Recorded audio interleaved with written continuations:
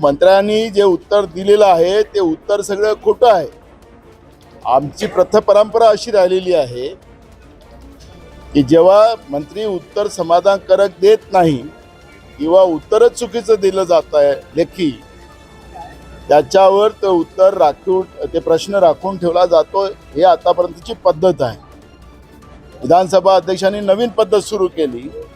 त्यांनी खरं तर त्या मंत्र्याला तंबी द्यायला पाहिजे होती, पण त्या मंत्र्याला तंबी देत नव्हते, त्याला उलट त्याचं संरक्षण करत होते, तसं आपण पाहत होतो।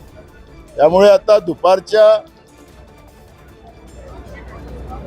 याच्यामध्ये जेव्हा विधानसभा अध्यक्ष मीटिंग घेतील त्याच्यात आमचं समाधान झालं नाही तरी पुन्हा आम्ही विधानसभेत ही भूमिका मांडू।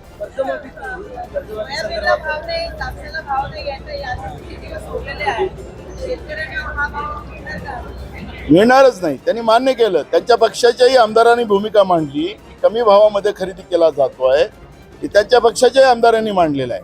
म्हणजे हे सरकार कसं झोपी गेल्याचं सोंग करते हे त्याच्यातून स्पष्ट झालेलं आहे। आणि म्हणून शेतकरी वाऱ्यावर आणि हे सरकार एसी मध्ये आणि तुपाशी आहे, तसंच परिस्थिती आज आपण महाराष्ट्रामध्ये पाहतो। कर्जमाफीचाही प्रश्न आम्ही विचारणार आहोत, पण आपल्याला पुन्हा पुन्हा आम्ही सांगतो की या पुरवणी मागण्यामध्ये 500 कोटी रुपये कर्जमाफीसाठी सरकारने ठेवलेले आहे। पण हे 500 कोटी या आताच्या कर्जमाफीचे नाही, 2014 ते 19च्या काळामध्ये फडणवीस मुख्यमंत्री असताना छत्रपती शिवाजी महाराज स्वाभिमान कर्जमाफी योजना सुरू केलेली होती। शेतकऱ्याला त्याच्या बायकोला लाईनमध्ये उभं ठेवण्याचं पाप त्या काळात केलेलं होतं।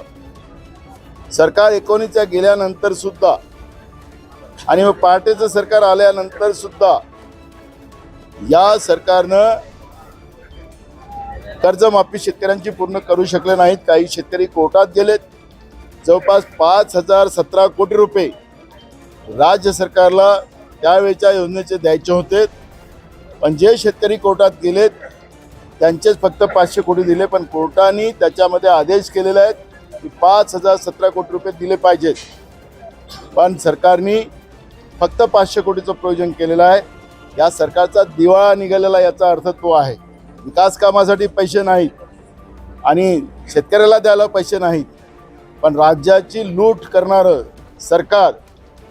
पार्थ पवाराच्या प्रकरणामध्ये काल हायकोर्टाने ज्या आदेश दिलेत की त्यांना का गुन्हेगार केले नाहीत, त्यांच्यावर का FIR दर्ज केला नाही। महेश पाटील जे सहआयुक्त मुंबई महानगरपालिकेचे आहेत, त्याला आयुक्तांनी 1 महिन्याच्या कंपल्सरी सुट्टीवर पाठवलं। हा जो महेश पाटील आहे यांनी कोविडच्या काळात मोठ्या प्रमाणात भ्रष्टाचार केला। काही नेते, काही IAS, काही IPS अधिकाऱ्यांच्या नावाने जमिनी खरेदी केल्या गेलेल्या आहेत आणि सगळ्यांचा हा मेन सूत्रधार आहे। पण आम्ही कारवाई करतो असा दिखावा करण्यासाठी त्याला फक्त 1 महिन्याच्या सुट्टीवर पाठवलं। खरं तर त्याला बडतर्फ करायला पाहिजे होतं, पण बडतर्फ केलं तर आमची पोल खुलेल आणि म्हणून त्याला दाखवायसाठी 1 महिन्याच्या सुट्टीवर पाठवलं। तसंच पार्थ पवाराच्या प्रकरणामध्ये सुद्धा मान्य हायकोर्टाला यांना फटकारावं लागलं। आता तरी गुन्हा दाखल करतात का हे आम्हाला पाहावं लागेल।